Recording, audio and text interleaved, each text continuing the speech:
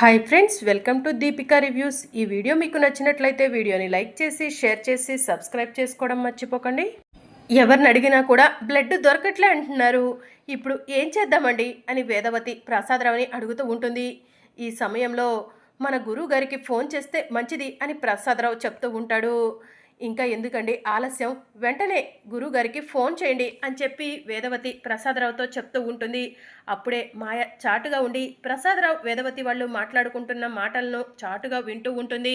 ఇక ప్రసాదరావు సిద్ధీశ్వర స్వామికి ఫోన్ చేస్తాడు. సిద్ధీశ్వర స్వామి ఫోన్ లిఫ్ట్ చేసి, హలో ప్రసాదరావు గారు, బాగున్నారా అని చెప్పి అడుగుతూ ఉంటాడు.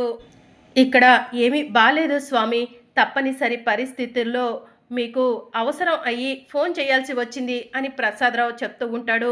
నువ్వు ఫోన్ చేస్తావని నాకు తెలుసు ప్రసాదరావు అని చెప్పి సిద్ధీశ్వర స్వామి చెప్తూ ఉంటాడు. ఏం జరిగిందో చెప్పు ప్రసాదరావు అని సిద్ధీశ్వర స్వామి అడుగుతూ ఉంటారు. స్వామి, నా మనవరాలు అక్షయ్కు ఓణీల వేడుక జరిపించాము. ఓణీల వేడుక పూర్తయిన తరువాత ఏం జరిగిందంటే అని ప్రసాదరావు వశీకర చేసిందంతా కూడా కళ్లకు కట్టినట్టు సిద్ధీశ్వర స్వామికి చూపిస్తూ ఉంటారు. అక్షయ తాళపత్ర గ్రంథాలు చదివినప్పుడు తాళపత్ర గ్రంథాల్లో శ్రీకర్కి ప్రాణగండం అని చూసిందంట స్వామి. అక్షయ భయంతో ఆ విషయాన్ని మాకు చెప్పలేదు. అక్షయ తాళపత్ర గ్రంథాల్లో చదివిన విధంగానే నిజంగానే శ్రీకర్కి ప్రాణాపాయం ఏర్పడింది. శ్రీకర్ పరిస్థితి చాలా క్రిటికల్గా ఉంది. శ్రీకర్ కోమాలోకి వెళ్ళే అవకాశం ఉందని డాక్టర్లు చెప్తున్నారు. సర్జరీ చేయాలంటున్నారు. శ్రీకర్కి తగిన బ్లడ్ గ్రూప్ దొరకట్లేదు. ఏం చేయాలో అర్థం కాక తప్పనిసరి పరిస్థితుల్లో మీకు ఫోన్ చేశాను గురువుగారు, ఏదైనా సూచన ఇవ్వండి అని చెప్పి ప్రసాదరావు అడుగుతూ ఉంటాడు. దాంతో సిద్ధీశ్వర స్వామి కళ్ళు మూసుకొని మంత్రం జపించి, ప్రసాదరావు గారు, శ్రీకర్ కోలుకోవాలంటే శ్రీకర్ చెవిలో మృత్యుంజయ మంత్రం 101 సార్లు జపించండి అని చెప్పి చెప్తూ ఉంటారు. ఇక వేదవతి ఆ మాట విని, స్వామి అలా చేస్తే నా కొడుకు కోలుకుంటాడా అని చెప్పి అడుగుతూ ఉంటుంది. మానవ ప్రయత్నం మనం చేద్దాము, ఆ తరువాత దేవుడు చేయాల్సింది చేస్తాడమ్మా అని చెప్పి సిద్ధీశ్వర స్వామి చెప్తూ ఉంటారు. అయితే ఇప్పుడే నా కొడుకు చెవిలో నేనే మృత్యుంజయ మంత్రం జపిస్తాను స్వామి అని చెప్పి వేదవతి చెప్తూ ఉంటుంది. వేదవతి ఆగు, మృత్యుంజయ మంత్రం శ్రీకర్ చెవిలో చెప్పాల్సింది నువ్వు కాదు అని చెప్పి సిద్ధీశ్వర స్వామి చెప్తూ ఉంటారు. మరి ఎవరు చెప్పాలి స్వామి అని చెప్పి వేదవతి అడుగుతూ ఉంటుంది. కారణ జన్మురాలు అమ్మవారి హంసతో పుట్టిన అక్షయ నీ కొడుకు చెవిలో మృత్యుంజయ మంత్రం జపించాలి, అప్పుడే శ్రీకర్ కోలుకుంటాడు అని చెప్పి సిద్ధీశ్వర స్వామి చెప్తూ ఉంటారు. ఏ స్వామి, నేను చెప్పకూడదా? నేను చెప్తే ఫలితం దక్కదా అని వేదవతి అడుగుతూ ఉంటుంది. వేదవతి, ఇప్పుడు నేను చెప్పే మాటను బాగా గుర్తుపెట్టుకో. నీ కొడుకు చెవిలో అక్షయ మృత్యుంజయ మంత్రం 101 సార్లు జపించిన తర్వాత నీ కొడుకు కోలుకుంటే తప్పకుండా అక్షయ నీ మనవరాలని నువ్వు నమ్మాలి అని చెప్పి సిద్ధీశ్వర స్వామి చెప్తూ ఉంటారు. అదేంటి స్వామి అని చెప్పి వేదవతి అడుగుతూ ఉంటుంది. అది అంతే వేదవతి, నువ్వు చెప్పిన ఫలితం దక్కట్లేదు. అక్షయ చెప్తేనే ఫలితం దక్కిద్ది అని తెలిసినప్పుడు అక్షయ శ్రీకర్ కూతురేనే కదా అని చెప్పి సిద్ధీశ్వర స్వామి చెప్తూ ఉంటారు. నేను అందుకు ఒప్పుకోను స్వామి అని చెప్పి వేదవతి అంటూ ఉంటుంది. వేదవతి, ఇక నిన్ను ఎవ్వరు మార్చలేవరు. శ్రీకర్ కూతురు అక్షయ్ కానప్పుడు అక్షయ్ది శ్రీకర్ది ఒకే బ్లడ్ గ్రూప్ ఎలా అవుతుంది? అక్షయ మృత్యుంజయ మంత్రం చదివితేనే శ్రీకర్ ఎలా కోలుకుంటాడు? నువ్వు నీ మొండి పట్టుదలను వదిలిపెట్టు వేదవతి, లేదంటే ఆ అన్నపూర్ణాదేవి ఆగ్రహానికి గురవుతావు అని చెప్పి సిద్ధీశ్వర స్వామి చెప్తూ ఉంటారు. స్వామి అలా మాట్లాడకండి అని చెప్పి వేదవతి అంటూ ఉంటుంది. వేదవతి, ఇప్పటికైనా చేసిన తప్పులకు పాప పరిహారం జరుగుతుంది. అక్షయ నీ మనవరాలని నీ వారసురాలని ఒప్పుకో వేదవతి అని సిద్ధీశ్వర స్వామి చెప్తూ ఉంటారు. స్వామి, మీరు ఇంతలా చెప్తున్నారు కాబట్టి నా కొడుకు చెవిలో అక్షయ మృత్యుంజయ మంత్రం 101 సార్లు జపించిన తర్వాత నా కొడుకు కోలుకుంటే అప్పుడు అక్షయ్ను నా వారసురాలిగా ఒప్పుకుంటాను అని వేదవతి చెప్తూ ఉంటుంది. సరే వేదవతి, వెంటనే అక్షయ్ను తీసుకొచ్చి అక్షయ్ చేత నీ కొడుకు చెవిలో 101 సార్లు మృత్యుంజయ మంత్రం చెప్పించు అని సిద్ధీశ్వర స్వామి చెప్తూ ఉంటారు. సరే స్వామి అని చెప్పి వేదవతి ఫోన్ కట్ చేస్తుంది.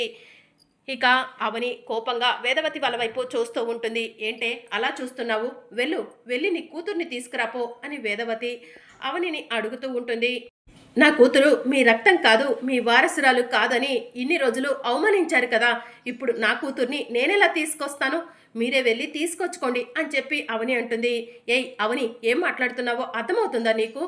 శ్రీకర్ నా భర్త, నా బావ, నా ప్రాణాలకు తెగించైనా నా బావను కాపాడుకుంటానని ఏవేవో గొప్ప పలుకులు పలికావు కదా. ఇప్పుడు ఏమైంది అని చెప్పి కృష్ణబాబు అడుగుతూ ఉంటాడు. ఇప్పటికి కూడా అదే చెప్తున్నాను, నా ప్రాణాలకు తెగించైనా నా బావను కాపాడుకుంటానని. కానీ అక్షయ్ విషయంలో మీరు చాలా తప్పులు చేశారు. అక్షయ్ను అవమానించారు. అక్షయ తులసి మొక్క కన్నా పవిత్రమైంది. అలాంటి అక్షయ్ను అవమానించి మీరు తప్పు చేశారు. అందుకే మీరే వెళ్ళి అక్షయ్ను తీసుకొచ్చుకోమంటున్నాను అని చెప్పి వేదవతి అంటుంది. అమ్మ, ఈ అవనిని బ్రతిమలాడటం కన్నా ఆ అక్షయ్ దగ్గరకు వెళ్ళి అక్షయ్ని తీసుకొద్దాం పదమ్మా, మన శ్రీకర్ని బ్రతికించుకోవచ్చు అని చెప్పి కృష్ణబాబు అంటూ ఉంటాడు. ఇప్పుడు అక్షయ్ మృత్యుంజయ మంత్రం శ్రీకర్ చెవిలో చెప్తే శ్రీకర్ కోలుకున్నాడే అనుకో, అక్షయ శ్రీకర్ కూతురని తేలిపోతుంది. అంటే అక్షయ ఈ ఇంటి వారసురాలని ఇక అక్షయ్ను ఆ అవనిని నెత్తిన పెట్టుకుంటారు. అవని ఏ తప్పు చేయలేదని అందరి ముందు నిరూపించుకుంటుంది. ఎట్టి పరిస్థితిలో అక్షయ ఆ మృత్యుంజయ మంత్రం శ్రీకర్ చెవిలో చదవకూడదు అని నిహారిక మనసులో అనుకుంటుంది. కృష్ణ పద, మనమే వెళ్ళి ఆ అక్షయ్ను తీసుకొద్దాం అని వేదవతి అంటూ ఉంటే, ఆగండి అత్తయ్య, అవనికి లేని బాధ మీకెందుకు అని నిహారిక అంటుంది. దాంతో వేదవతి నిహారిక చంప మీద లాగిపెట్టి ఒక్కటిస్తుంది.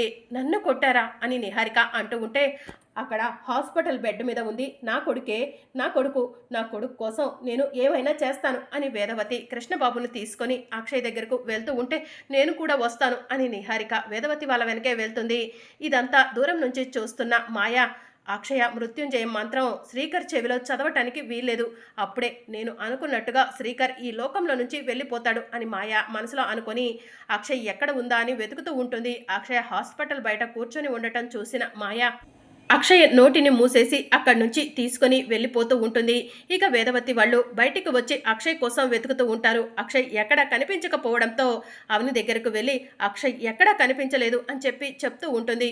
కనిపించకపోవడం ఏంటి అక్షయ, మీరు ఎక్కడ తిడతారోనని హాస్పిటల్ బయట కూర్చుంటాను, నాన్న కోలుకోగానే చెప్పమని కూడా చెప్పింది అని చెప్పి అవని అంటుంది. మాకెక్కడా కనిపించలేదు అవని, మేము నీకు అబద్ధం చెప్పట్లేదు అని కృష్ణబాబు అంటూ ఉంటాడు.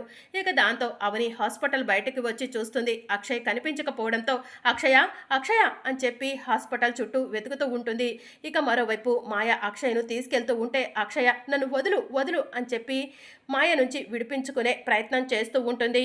ఏయ్ నోరు మూసుకొని రావే అని మాయ చెప్తూ ఉంటుంది. ఇక అవని అక్షయ్ కోసం వెతికితే అక్షయ్ కనిపించకపోవడంతో హాస్పిటల్ దగ్గర కనిపించిన ప్రతి ఒక్కరిని కూడా చిన్న పాపనేమైనా చూసారా అని చెప్పి అడుగుతూ ఉంటుంది. అప్పుడు ఒక అతను, ఇప్పుడే ఒక ఆవిడ ఒక చిన్న పాపను నోరు మూసి తీసుకెళ్తుందమ్మా, ఆ చెట్టు దగ్గర కనిపించింది అని చెప్పి చెప్తూ ఉంటాడు. ఇక దాంతో వేదవతి వాళ్ళు అవని అందరూ కూడా పరిగెత్తుకుంటూ వెళ్తూ ఉంటారు. ఇక మరోవైపు మాయ అక్షయ్ను బలవంతంగా కారులోకి ఎక్కించబోతూ ఉండగా అక్షయ మాయ చేతిని గట్టిగా కొరికేసి మాయను పక్కకు నెట్టేసి మాయ నుంచి తప్పించుకొని హాస్పిటల్లోకి పరిగెత్తుకుంటూ వస్తూ ఉంటుంది. ఇక అవని వాళ్ళు అక్షయ్ కోసం వెతుక్కుంటూ చెట్టు దగ్గరకు వెళ్తూ ఉండగా అక్షయ పరిగెత్తుకుంటూ వచ్చి అవనికి తగులుతుంది. అమ్మ అక్షయ, ఏమైపోయావు అని అవని అడుగుతూ ఉంటుంది.